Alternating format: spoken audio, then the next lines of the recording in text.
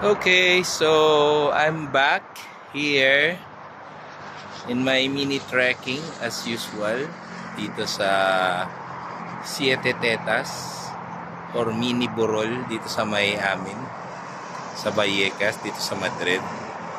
So, gusto ko lang magbigay ng trivia din about the time today. As you can see, maliwanag pa sa kapaligiran, ayan, mapapansin nyo, although medyo madilim na. So siguro kung ikukumpara natin sa Pilipinas, mga around 5:30 to 6.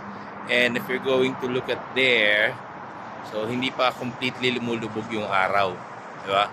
And if you're going to look up, andyan din yung buwan. Okay. So actually, di ba, parang amazing.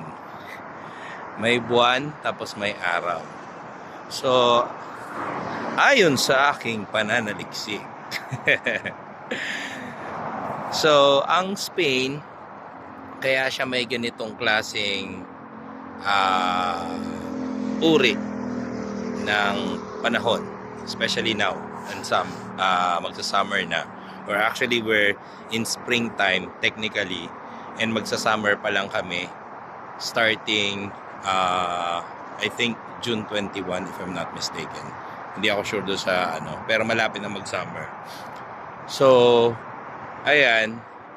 Kung makikita ninyo, just to give you also an idea, the time now here is 9:41 p.m. or night time. Okay? Pero ganyan pa rin ang sikat ng araw, hindi pa siya lumulubog at tuluyan at merong buwan. Okay. So, did you know that yung pagkakaroon ng oras ng Spain na ganito is affected with the geographical location, political history, and then yung practice ng daylight saving time. So, as of the moment, so yung time namin or yung time dito is actually nakapantay na sa time ng Germany. Pero previously, yung time ng Spain is actually the same as the UK time. Okay? But during Franco's time, nung 1940s, so siya mismo ang nagbigay ng order na gawing kapantay ng Spain ang oras sa Germany.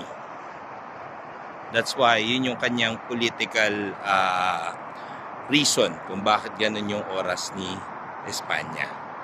Okay?